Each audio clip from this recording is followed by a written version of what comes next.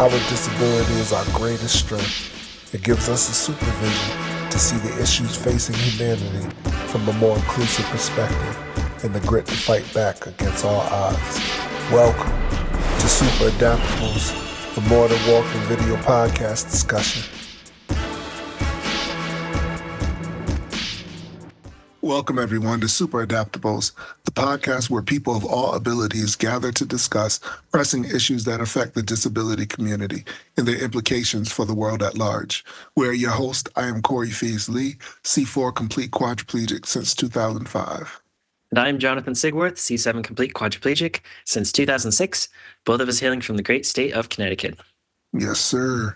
We are recording this on Thursday, the 30th of January, 2025, and today we'll be doing a wrap-up episode of the month about social safety nets, fighting to keep our dreams alive. And before we do, I just want to let you know, as always, that Super Adaptables this year is made possible in part by a grant from the Christopher and Dana Reeve Foundation's National Paralysis Resource Center. The information provided and opinions expressed in these podcasts do not necessarily reflect the views of the Christopher and Dana Reeve Foundation.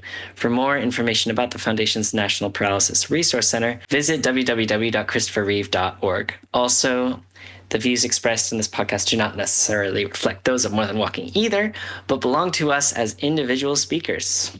As we conclude this month's podcast topic, we've covered the American dream and what that means and how the social safety nets available help to secure this idea from getting away. According to the ASPE, or the Assistant Secretary for Public Evaluation, which they help to create policies and legislation agendas for the Health and Human Secretary. According to them, 1 in 6 people, or 27%, and 1 in 3 children, 30%, participated in multiple safety net programs in 2019. And to recap, by social safety net programs, we're talking about SSI, Social Security, SSDI, disability benefits. We're talking about Medicaid, Medicare, public insurance, vocational rehab, food stamps, SNAP benefits, Veterans Administration, all these different types of programs that help people when they're down and out, dealing with poverty, dealing with disability, dealing with disaster. So what does all this mean? Simply put, there is a need to preserve these types of programs. It gives every citizen with a disability, or those who may acquire one later in life, the possibility of achieving the intended goal of what the American dream has always meant: equity and inclusion for everyone. And, Corey, you and I, we've been hearing that phrase a lot. Equity, inclusion in the context of diversity, equity, and inclusion. And, one of the words from DEI acronym that has been missing is the A, the accessibility element of it. And so when we're talking about the American dream, referring back to, as we discussed in January 2nd's episode, Dreaming of America, we're talking to this phrase that was coined by James Truslow Adams, where it's the dream in which everyone has the ability not to become a millionaire, not to get a house with a green lawn, 2.5 kids, and a dog or a cat, whatever have you. But it's to achieve your potential, no matter where you started from. And that is such an important kind of bedrock idea for, what it means to be an American citizen, or to, prior to that, immigrating to America and pursuing citizenship. For people with disabilities, there are so many barriers, and for other minorities, there are so many barriers in the way of that. When we talk about DEAI, we're talking about recognizing those barriers historically and recognizing the need to reduce those barriers to help us all achieve our potential. Sorry, not to cut you off. Go ahead. No, cut me off, Corey. The potentiality of being able to pursue things regardless of, your race, your gender, if you're entering this country with a desire to make things better for yourself, it's about this doorway to how accessible can you accomplish these things. My dad came from Jamaica in the late 1980s, and when he was in Jamaica, he was a surveyor, right? But his credentials didn't transfer over to America. And so he worked in logistics and also did custodial duties. But he made so much more of himself, and he was able to get, me and my mom from the projects to a colonial house and managed to pay that home off. Before its loan was done. And that was always a model for me to continue to persevere like that. The difference between his story and mine is that that same door is open to hardworking, law abiding citizens, what have you. But I never thought that I would go through that door in a wheelchair, right? Mm. So we're constantly talking about our society and how it changes and why being anti-discriminatory is best for everyone, because that door needs modifications to be able to enter it, whether you're from a different country, whether you are able-bodied, and especially for those of us who may use a wheelchair, so that we can have access to that American dream. Absolutely. And also in that first episode, we talked about how securing American democracy and avoiding falling into fascism or authoritarianism, it depends on these social safety nets to function well so that minorities and people with disabilities can survive in order to participate. Without those supports, it's really difficult for us to have our voices heard. So if you want to have a thriving democracy anywhere in the world, not just in America, you need to have well-functioning, efficient, and really delivering for people really good social safety net programs. That's very true. Very true. Um, And I think we've benefited from those, right? You know what I mean? Like, utilize Veterans Administration, for example. Once I became injured, and being within that system is what allowed me to have that access to home ownership and being able to create an accessible home. And even meeting you, an individual who's paralyzed on a different in a different year than me, 1 year later, but you've been able to create opportunities even for employment. Absolutely. And, I benefited from safety net programs like vocational rehab. I was on Medicaid for a period of time. But these are not optional handouts. These are not welfare programs that just have a cost associated with them. They are mechanisms for opportunity, for employment, uh, for for generational wealth, for us to start families. I'm married, you're married, you have a family. Um, you know, we have things going on in our lives, and just by the fact that we have a disability, we need a little more help. Um, but anyone can fall into that position. Uh, so Corey, on January 9th, we caught up with some other members of our community, um, talking about their experience with social safety net programs. What was your takeaways from that discussion? Yeah, that discussion was great because, you know, um, prior to that, I was speaking to another gentleman who happens to be in a wheelchair, and we were talking about diversity. Um, and he brought up something that was such a good point. I think people think paralysis, wheelchair, that's it, not realizing that paralysis, you can be paralyzed anywhere from C1 down to S, 10, it's diverse, even within our own social structure, right? And so being able to connect with our other fellow super adaptables, it lends insight because their level of injury doesn't dictate the services that you're going to receive, because it's just different. Um, if you have more trunk control and arm movements and what have you, you may be able to get a job doing something that revolves more around your hands, and you may need less, help at work or assistance. But one of my takeaways from that was when we spoke about this thing that who can really prepare for a Mm, catastrophe, and we were developing, different ways that people do prepare for them, whether that's short-term disability, long-term disability.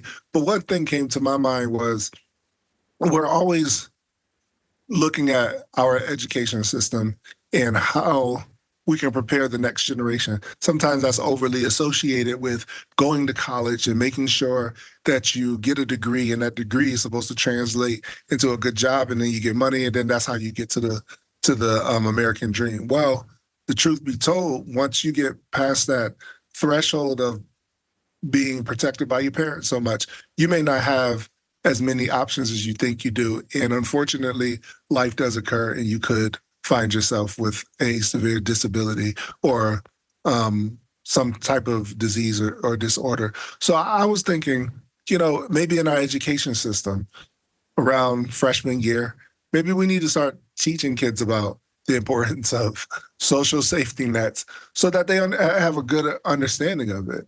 Um, that, hey, absolutely. this system right here, especially those kids out there that want to get into geopolitics and become economists, they have those thoughts, but they don't necessarily know that, man, I may need these things, and how can I like better prepare myself financially for what could happen? Well, and you said something in that discussion, which really kept stuck with me, which was, you know, we all know the jingles of the fast food chains. You know where your local fast food restaurant is. All these different companies and services that, when it boils down to it, like, yeah, they're important. They're familiar. Why don't we? Why doesn't every Connecticut resident where we live know what Husky is, right? Which is the Connecticut State Medicaid program. Why is it that when you become disabled, you know, as one of our guests who didn't have a disability but had a child with autism, he said his wife had to spend hours and hours and hours researching, what the resources were to navigate that situation for their family. Why is it that it's on the onus of the disabled civilian or their families to figure out the navigation? Why aren't we more familiar with these programs? And I feel like if you look at how social safety nets are advertised or implemented in other countries, let's just look at the healthcare system. I'll come back to the UK, with the National Health Service, NHS. Everyone knows what NHS is. Everyone knows how it works. Everyone knows that they don't need to pay a copay when they go to the doctor's office. They can just go to the doctor's office. That's one of the benefits of universal healthcare systems, where it's not stratified. It doesn't depend who you are. It doesn't depend where you come from. It doesn't depend on what your issue is. You have access to the same things. And when you have programs like that, it's something that you can celebrate as a community because everyone needs it. Everyone makes use of it. It's not There aren't these separate pockets of Medicaid recipients versus private pay versus employer-based insurance. That's just an example with health insurance, but there definitely needs to be more awareness at all levels. I would say starting from high school, even, to make people aware of these things. Yeah, Um, I agree. Another thing that stuck out to me, which I kind of come back to at the end, um, one of our super adaptables talked about, we don't need to be sending money abroad. We have problems here at home. And if we stop sending money abroad, we have the funds to spend on services here. And it kind of speaks to part of the propaganda, I believe, that our own communities have been inundated with, which is the reason why our needs are not being met is because someone else, they're being diverted to someone else. And more often than not, when we hear politicians talk about that, they're going to be pointing to another minority, another vulnerable group, whether it's illegal immigrants or whether it's refugees, or whether it's um, people in a country that's Ukraine, or the Palestinians, or Israel, or other or other places where there's catastrophe happening. And I'm not sure that's what is actually happening, but it is what we are being told, and we have to be wary about that. But I'll come back to that at the end. But that struck out to me. Yeah, no, and when you had brought it up to me before in conversation we were having off camera, it makes you say to yourself, all right, if money isn't going to be sent off somewhere else, how how many people think that they're going to really appropriate those funds to help, build up those who are vulnerable? If you already feel like many of us are kind of weighing the system down, speaking of just along the lines of social safety nets, I heard a congressman say something to the effect of like, they're talking about like SNAP and how kids don't want to eat the food at the schools and whatnot, and we're giving these kids free foods, and they're not eating them because they're not healthy. So a lot of that stuff gets thrown in the trash, and a lot of these kids want to work for their food. So essentially saying, if you're of age to work, you should be kind of working for your food as opposed At to it school. being provided while you're attending school. So there's all Is he kinds. talking about high school students or college students? Are we talking elementary here? What's the? I I know mean, like, some states. I mean, like, there are child labor laws out there. You know what I mean? Like, in that argument, I've heard for years, like, it goes both ways. Some people say kids shouldn't have to worry about these issues until they're adults. Like, there's this one kid. I think he was 14, like down south. He's working at a fast food restaurant where legally he can work at 14. I'm like, you should applaud that in terms of his ambition. You know what I mean? But on the other side, just because a kid is of age to work and his family may depend on the system, there are multiple factors why that kid needs to really focus more on school and worry less about getting the Absolutely. meal being provided on his or her own accord. We're not talking about like a one-off, like, oh, your kid wants McDonald's and you say, hey, you got a job or you've been saving up, you have allowance, you can buy your own McDonald's. Kids working to try to provide for themselves at such a young age, it's a bit far-fetched. Well, so that kind of brings up on January 16th when we talked about, how do we scrutinize these social safety net programs and really get to the bottom of how are they structured, state and federal wise, what are kind of the improvements that need to happen to make them better than what they are. That kind of came up. One of our attendees, one of our panelists, spoke about how free school lunches during the pandemic were a great success. Huge. Where there was federal funding, everyone was struggling.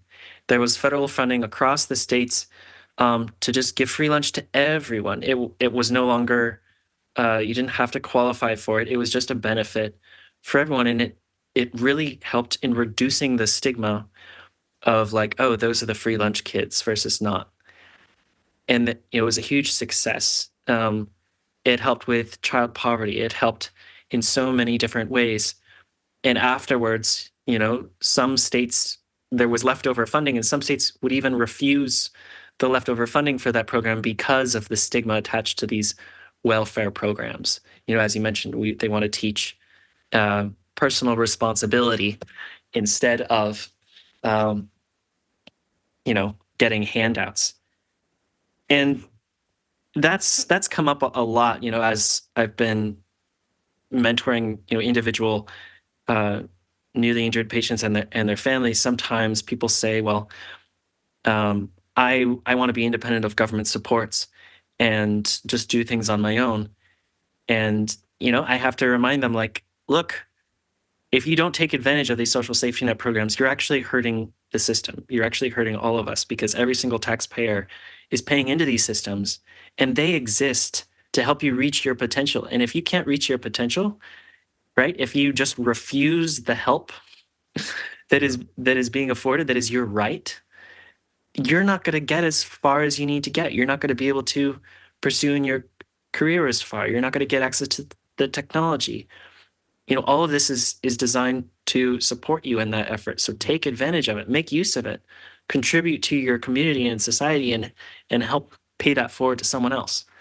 Yeah, Justify the I existence of these agree. things. I agree with that. And then it's kind of like, on one end, there's like a promotion of shame, and you feel like, you're a burden on the system.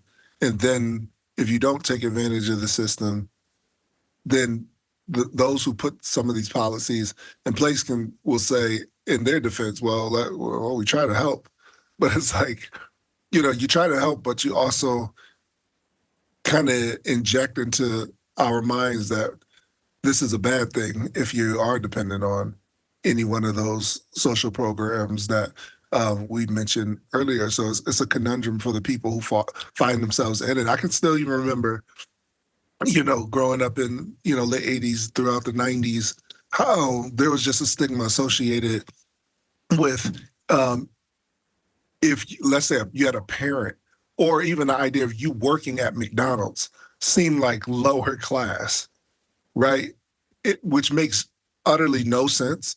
But that shame will put a teenager when they're in high school, will make them say, "No, I don't want to go work there because I want to work somewhere that doesn't have that stigma associated with them, with that." So I think in part of trying to help people realize that um, the systems in place are created for them, it's that we're all kind of lumped in the same. And I think one of our guests had talked about it. Like, there's no shame when you see um, everybody getting the same school Yeah. lunch for free, right? Like, that lessens it because you feel like you're all in it together. I know at my child's school, um, both of them, in the beginning of the year, I think they had to bring money for lunch, and then they had stopped it, and I was just completely free, and all the kids eat free, and I'm thankful for it because I'm not the only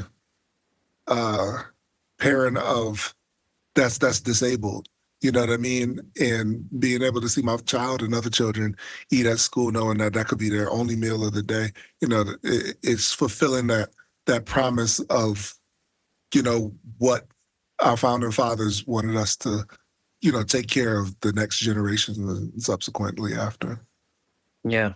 Well, and also in that January 16th episode, we talked about, one of the main fixes is getting rid of these outdated, instituted in the 80s or before, income and asset limits to Social Security, Mhm. Medicaid, and other programs that literally just force people with disabilities into poverty, or force them to separate from their spouses, to separate themselves from their assets, just in order to get the health insurance, the Medicaid coverage that they need to get to caregiving and access um, to those services that they need to live, let alone to work.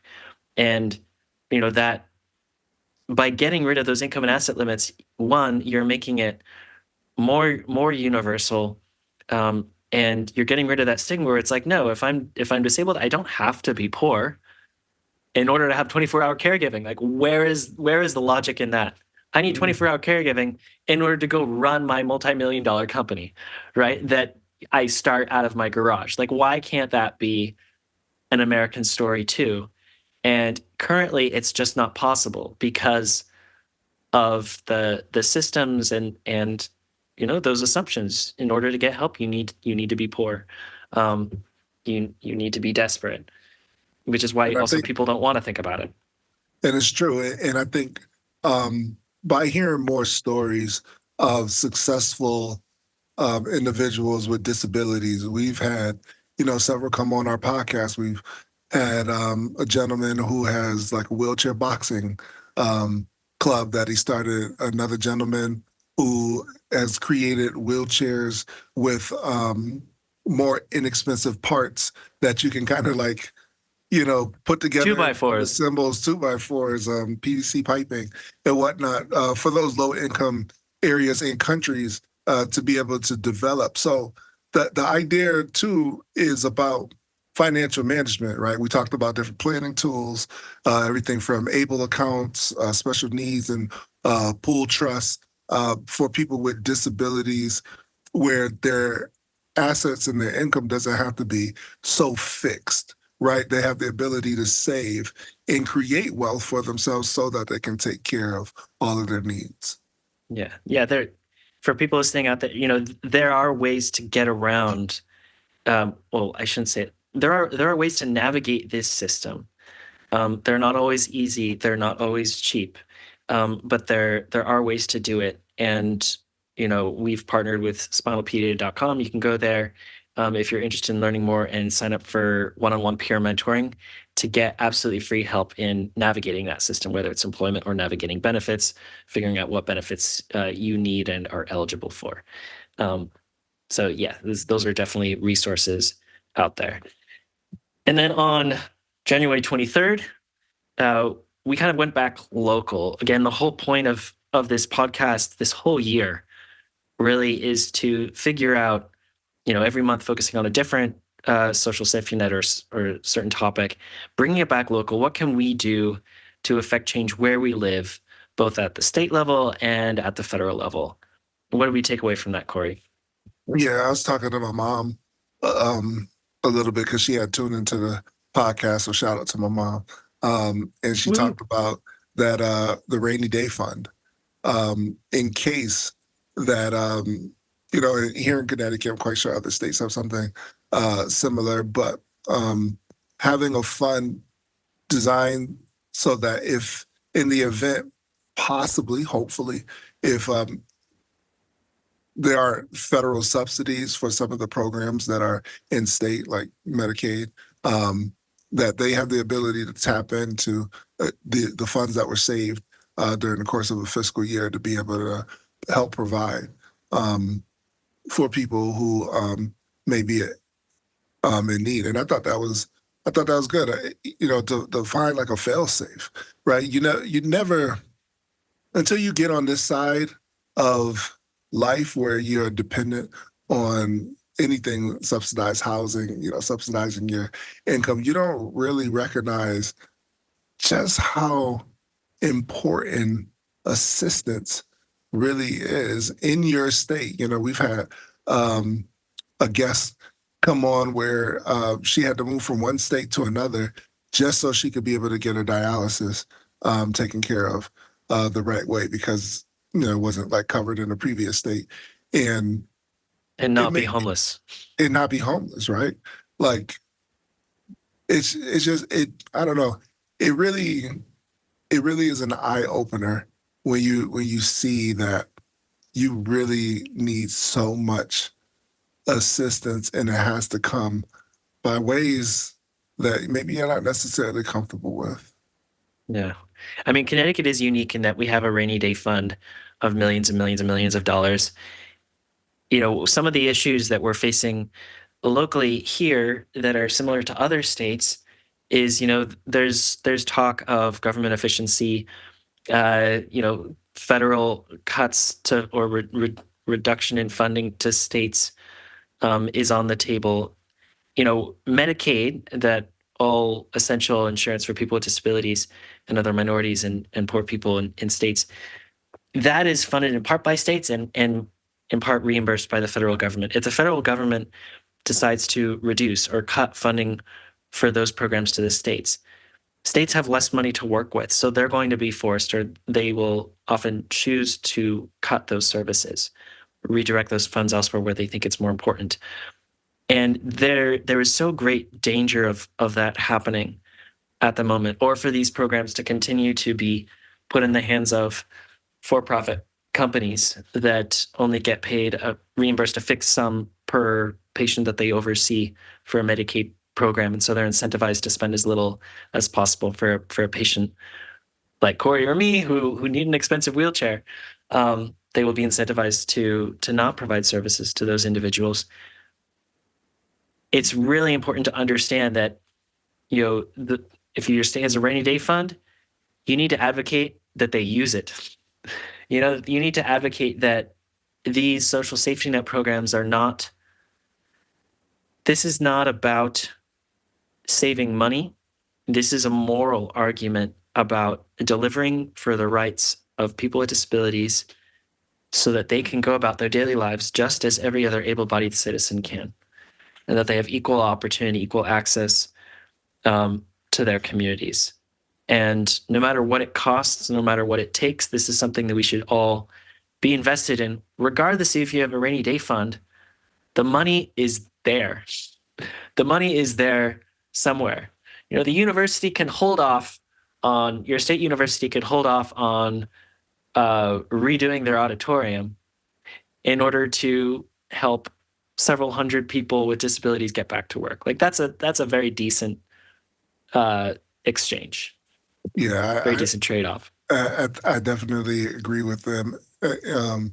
Agree with you when it comes down to like prioritizing what's most important. Do you do something that is in town center, or do you fix the sidewalks? Because when I drive around, oftentimes I see other people in power, the motorized wheelchairs. They're in the streets. They're not on the sidewalk driving because the sidewalk is too narrow or the grass has grown in between the cuts in the concrete, which makes it uneven, which means that you're going to bounce around. And if you're someone like myself, you bounce around, you shift in your chair, now you're uncomfortable, kind of makes it difficult to drive. But you spoke to, cultural changes that need to be made. And, what are we really sewing into the moral fabric of each generation's mindset when they look at accessibility, accessible design, going back to when we were talking about some of the changes made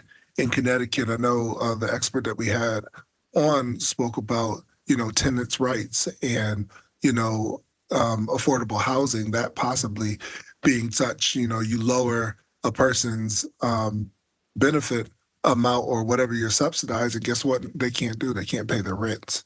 And if they can't pay their rents, it's going to lead to homelessness. And homelessness is going to also lead to some type of inability to like food insecurities, and so it's a tumble effect, and then you wonder why people are trying to apply to get on the system. And even going back to what has occurred in California, I remember watching a segment on a news outlet that people were trying to apply for assistance and they immediately just got like the denial, right? Because the catastrophe is so big, it's so widespreading, and it's happening so quickly that you can't file it quick enough for you to get the kind of disaster relief you want. And this is what we're looking for. It's a form of ongoing disaster relief, right? Like we look at a storm or a wildfire and you say, oh, that happens there. We'll give that state $10 billion to reconstruct. But according to the Reed Foundation, I think it's like 1 in 50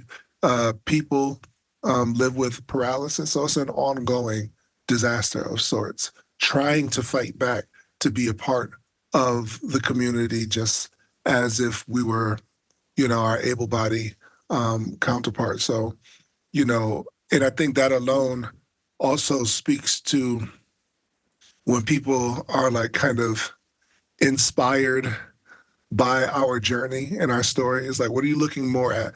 Are you looking at like, oh, wow, that person is in a wheelchair and they're doing so good for themselves? Or are you just looking at it like, you know what? They're just a part of society too, trying to make things happen. I get up and go to work. That individual just wants to get up and go to work and feel safe and secure that their job's not going to be in jeopardy simply because they have a disability. Absolutely. And I think that's the real challenge is how do we make that cultural shift? How do we get people to look at social safety net programs in a celebratory way, in a way that we need to raise awareness about their importance and defend them and fight for them, and get our neighbors who've never had to rely on them to really recognize that importance as well. And and you talked about looking at disabled people as inspirations. I think the question is, do we look at the disabled community to motivate ourselves or as proof that we must invest in one another's potential no matter our differences? You know, you look at Stephen Hawking, you look at FDR Roosevelt, you look at Ray Charles, you look at Beethoven, you look at these grand figures that we all know about, and they have disabilities. Are they just the exception? Or are we putting them forward as justifications, as we should, for the support that we're giving each other, for SNAP, for vocational rehab? You know, maybe they in their own time had unique challenges and had to push beyond the barriers, even greater barriers that we face today to achieve what they did. But even more so, if we can remove those barriers, can't we achieve even greater things? Um, and I think it's that last part, like no matter our differences, investing in one another's potential. That difference is disability, but it's also cultural, it's also religious, it's also sexual orientation, it's also political, it's gender, it's ethnicity, it's immigration status, it's nationality. Like all of those things come together.